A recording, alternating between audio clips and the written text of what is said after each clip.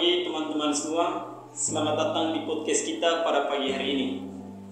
Pada pagi ini kami berempat akan menemani teman-teman dalam sebuah pembahasan teologis, namun kami berusaha untuk membahasakannya secara ringan. Kami berempat dari Fakultas Teologi Berdawakti Universitas Sanata Dharma. Namun sebelumnya, izinkan kami memperkenalkan nama terlebih dahulu. Saya Frater Ricard CMF. Saya Frater Febri SSCC. Saya Frater Ancis CMF. Saya Frater Subandus PCD. Baik, itulah kami berempat dengan kongregasi yang berbeda. Dan pada hari ini kita akan membahas bersama dan belajar bersama dua teolog feminis yang menurut kami pemikirannya itu sangat brilian. Adapun tokoh yang pertama yang akan kita bahas itu Michelle Schumacher, dan yang kedua itu Patricia Fox. Untuk tokoh yang pertama, Michelle Schumacher, saya sendiri akan menjelaskan. Pertama, mengenai sejarah dan latar belakang tokoh ini. Michelle Schumacher adalah seorang teolog Katolik asal Swiss yang dikenal karena kepiawaiannya menggabungkan filsafat, teologi, dan pengalaman hidup. Beliau bukan hanya seorang akademisi, tetapi juga seorang ibu dari 4 anak. Hal ini teman-teman semua yang membuat Michelle Schumacher ini membuat refleksi teologisnya begitu membumi dan dekat dengan realitas kehidupan. Saat ini beliau sedang mengajar di Universitas Freiburg, Swiss. Tepatnya itu di Departemen Teologi Moral. Dan juga di sisi lain dia menyempatkan diri untuk mengajar karena di sana dia mengumumkan sebagai profesor antropologi teologis di Philanthropos Institute. Karya-karyanya banyak membahas tentang antropologi trinitaris, yaitu cara memahami manusia berdasarkan misteri Allah Tritunggal, Allah yang hidup dalam kasih dan relasi. Dalam bukunya Trinitarian Anthropology, ia menggabungkan pemikiran Adrian von Speer dan Hans Urs von Balthasar dengan pemikiran Santo Thomas Aquinas. Bagi Schumacher, manusia diciptakan bukan hanya untuk hidup sendiri, tetapi untuk hidup dalam kasih yang saling memberi, seperti kasih antara Bapa, Putra, dan Roh Kudus. Selain itu teman-teman semua, Schumacher juga dikenal sebagai tokoh penting dalam gerakan New Feminism, atau dalam bahasa Indonesia disebut sebagai feminisme baru, yang mana feminisme baru ini berakar pada ajaran gereja Katolik, terutama dalam dokumen yang mungkin teman-teman semua sudah kenal, yakni dari dokumen Evangelium Vitae karya Paus Yohanes Paulus II. Namun hal yang menarik di sini, feminisme baru bukanlah perjuangan melawan laki-laki dan juga melawan otoritas gereja, melainkan usaha untuk menemukan kembali keindahan identitas perempuan dalam terang iman dan kasih Allah. Melalui tulisan Feminisme Christologis, Schumacher menunjukkan bahwa Kristologi adalah refleksi tentang Yesus Kristus, seharusnya mampu berbicara bagi semua makhluk, baik itu laki-laki, perempuan, orang Asia, Afrika, Barat maupun Timur. Di sini teman-teman semua, Schumacher ingin menghadirkan Kristus bukan hanya sebagai figur laki-laki dari Yudea, tetapi sebagai sang penyelamat universal yang mengasihi seluruh umat manusia. Metode yang khas dari Schumacher ini adalah kritis terhadap struktur patriarkal, tetapi tetap setia pada tradisi gereja. Di sini kita tahu dia mengkritisi sistem patriarkal yang ada dalam institusi gereja, tetapi di sisi lain dia tidak melawan tradisi gereja tersebut. Schumacher menegaskan bahwa iman Katolik tidak perlu ditinggalkan untuk membela martabat perempuan. Justru iman itulah sumber kekuatan dan inspirasi untuk mencintai dengan cara yang ilahi.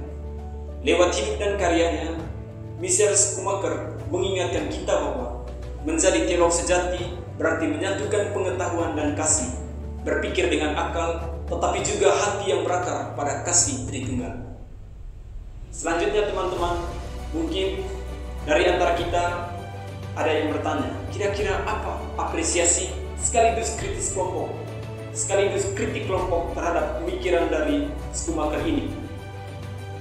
Menurut kami, karena keberhasilannya memetakan perdebatan teologis secara komprehensif dan juga simpatik, terutama dalam mengangkat kritik feminis terhadap tradisi Kristologi, sebenarnya apa yang dibahas oleh Schumacher ini menyoroti pergeseran pertanyaan teologis yang semula dari Cur Deus Homo menjadi Cur Deus Vir. Mengapa Yesus menjadi manusia, dan yang kedua itu dia menggesernya menjadi mengapa Yesus menjadi laki-laki. Menurut kami ini adalah argumentasi penting dari Schumacher ini yang menunjukkan bahwa Yesus Kristus itu lahir untuk semua bangsa, bukan untuk golongan tertentu, bukan hanya untuk laki-laki, bukan pula untuk perempuan, bukan saja untuk Barat ataupun Asia, melainkan untuk semua makhluk hidup. Namun pada tempat yang berikutnya, selain apresiasi, kami pun memberi kritik terhadap pemikiran dari Schumacher ini. Yang pertama, berkaitan dengan feminisme baru. Di sini letaknya adanya keterikatan pada ortodoksi Katolik, terutama dalam hal trinitarianisme, antropologi, dan juga etika seksual tradisional. Di sana membatasi ruang bagi hermeneutika kecurigaan menjadi ciri khas dari feminisme radikal yang menilai doktrin tradisional sebagai produk masyarakat patriarkal. Dengan menekankan model kesatuan komplementer, Schumacher berisiko mengabaikan terutama tuntunan etika keadilan dan menjadi inti dari teologi pembebasan, serta menjinakkan tuntutan radikal kristologi yang seharusnya mencerminkan kenosis, penanggalan hak istimewa patriarki. Baik teman-teman semua, demikian pembahasan untuk tokoh yang pertama. Selanjutnya kita akan mendengar bagaimana ketiga frater ini akan membahas tokoh yang tak kalah menariknya, yakni Patricia A. Fox. Waktu pertama saya berikan kepada Frater Febri. Baik, terima kasih. Setelah kita mendengarkan sekilas tentang Michael Schumacher, kita beralih ke tokoh kedua, yaitu Patricia Fox. Patricia Fox ini seorang teolog sistematis Katolik dari Australia. Ia dikenal karena pendekatannya kultural dan kritis terhadap cara lama memahami Allah yang terlalu maskulin dan patriarkal. Patricia aktif dalam pendidikan teologi, formasi imam, dan pelayanan spiritual di Uskupan Agung Adelaide. Ia menempuh studi teologi sistematis di Catholic Theological Union Chicago dan Flinders University di Australia. Sebagai perempuan kulit putih dari kelas menengah barat, Patricia sangat sadar bahwa dirinya berbicara dari konteks tertentu. Kesadaran ini yang membuatnya ingin membuka ruang dialog bagi suara perempuan di dunia ketiga, baik Asia, Afrika, Amerika Latin, dan komunitas kulit hitam, agar teologi tidak didominasi oleh satu cara pandang saja. Titik balik hidupnya ini terjadi pada tahun 2007 saat ia mengunjungi pameran seni yang berjudul Goodness Divine Energy di Sydney. Nah, di sana ia merasakan kehadiran ilahi yang feminim dan penuh warna, pengalaman spiritual yang ia sebut dengan break-in, semacam gangguan ilahi yang mengguncang kesadarannya. Nah, sejak saat itu teman-teman, Patricia ini mulai melihat bahwa Allah tidak bisa dibatasi oleh citra maskulin. Ia mulai membayangkan Allah yang bisa juga digambarkan sebagai ibu, sahabat, atau pelindung yang penuh kasih. Baik, terima kasih untuk Frater Febri, penjelasannya sangat menarik dan mengantar kita untuk memahami kira-kira siapa tokoh yang akan kita bahas ini. Selanjutnya, setelah kita mendengar secara bersama berkaitan dengan latar belakangnya, maka Frater Ancis akan membantu kita untuk menemukan kira-kira apa metode teologi dari teolog yang bernama Fox ini. Baik, pada Frater Ancis, waktu kami berikan. Oke, yang berikut saya akan menjelaskan tentang metode teologi dari Patricia Fox. Ya, kita tahu bersama bahwa metodenya itu sangat menarik. Ia menyebut metodenya itu dengan istilah undergoing God. Artinya mengalami Allah bukan sekedar dipikirkan, tapi sungguh dihidupi.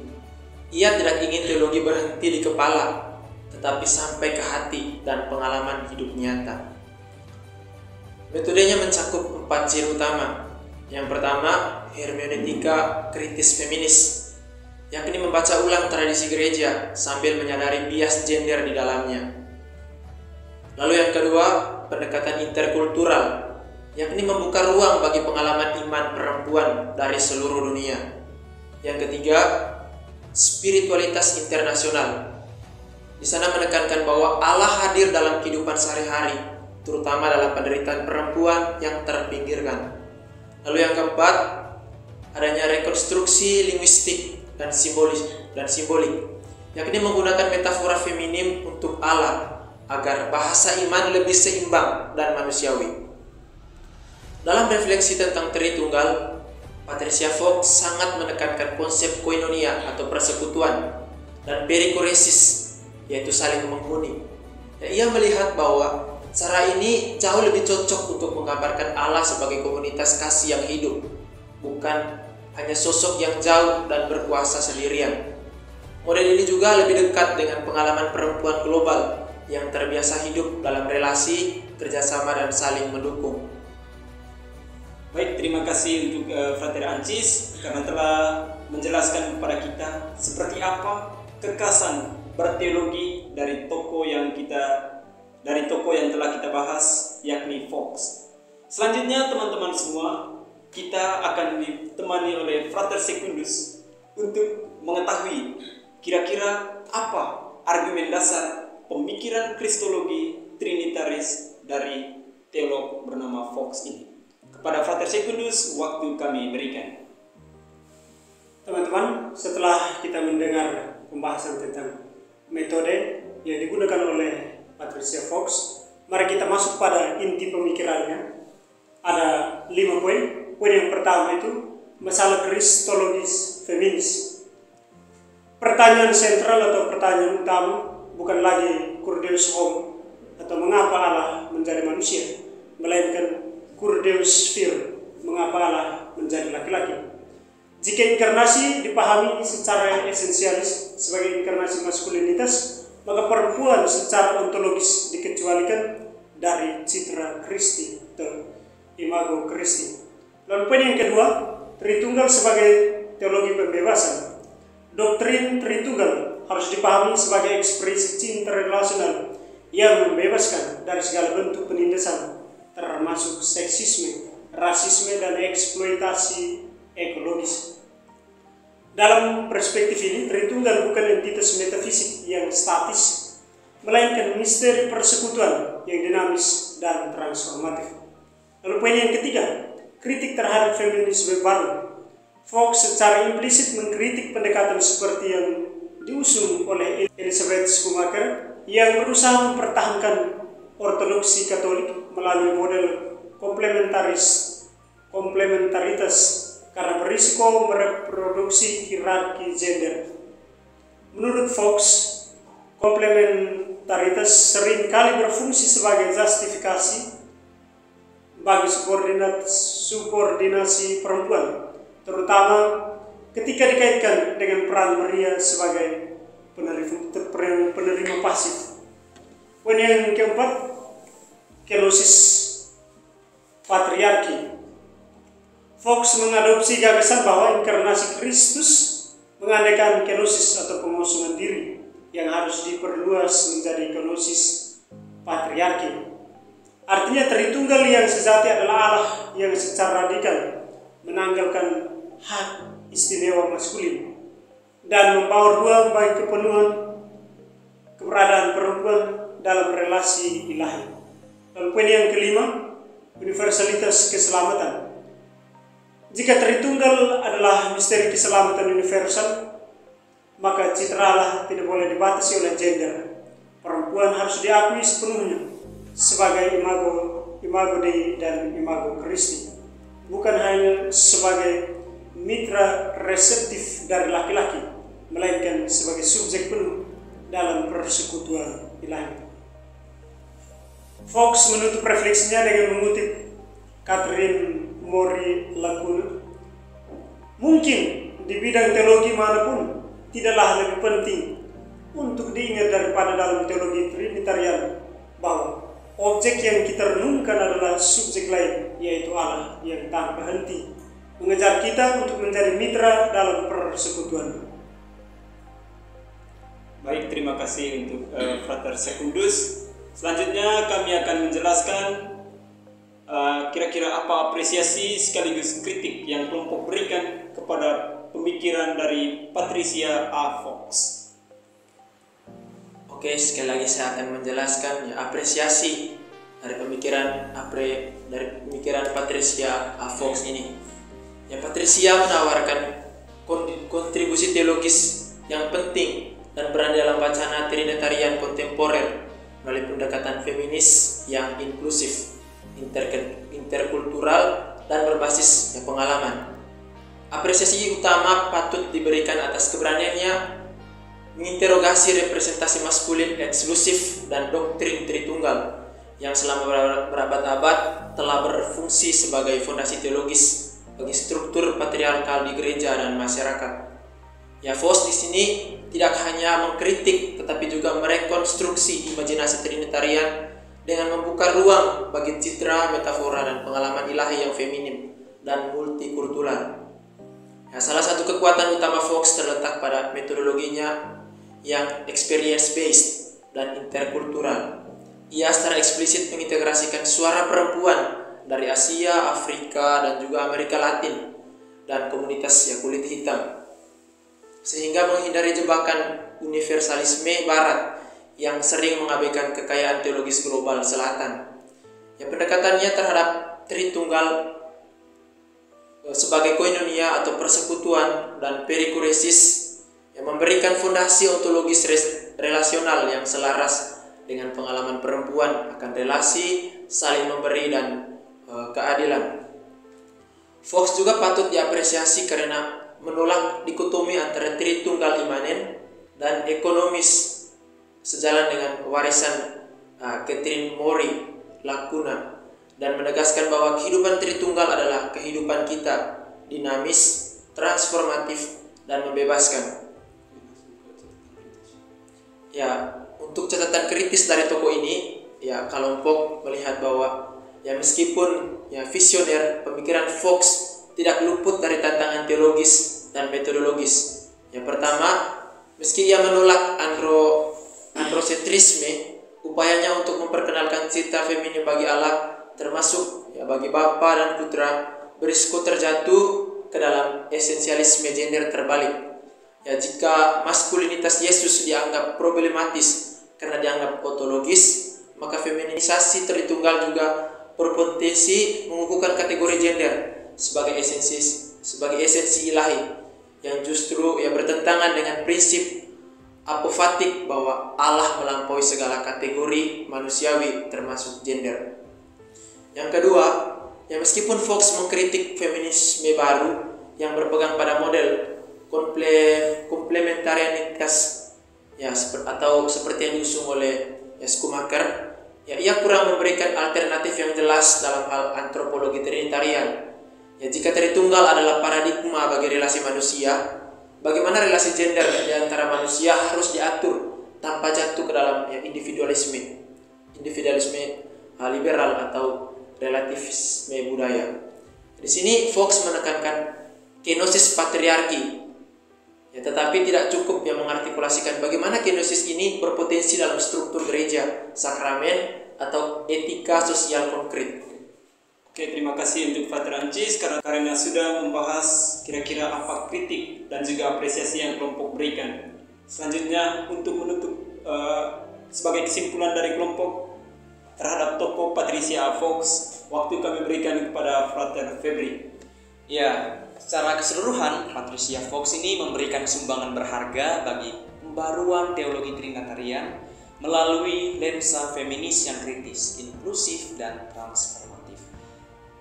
Fox berhasil menunjukkan bahwa doktrin Tritunggal tidak netral secara gender dan bahwa pembebasan perempuan adalah bagian tak terpisahkan dari misteri persekutuan ilahi. Namun, teman-teman, agar visinya tidak hanya menjadi proyek dekonstruktif, Patricia Fox perlu lebih jauh mengembangkan antropologi trinitarian yang konkret, kristologi yang inkarnasional, serta etika relasional yang mampu menjawab tantangan struktural patriarki dalam gereja dan masyarakat. Dengan demikian, teologi Tritunggal feminis bukan hanya menjadi kritik, tetapi juga menjadi fondasi bagi gereja yang benar-benar komunio, tempat laki-laki dan perempuan sama-sama hadir sebagai imago Dei dan imago Christi. Baik teman-teman, itulah hasil podcast dan juga pembahasan kita pada pagi hari ini. Besar harapan kami bukan hanya Patricia A. Fox dan juga Schumacher yang berani berpikir seperti ini, tetapi kita sebagai orang-orang muda yang ada di Indonesia, kita sebagai umat Katolik yang ada di Indonesia pun diajak untuk berpikir selayaknya orang-orang yang mengetahui banyak hal.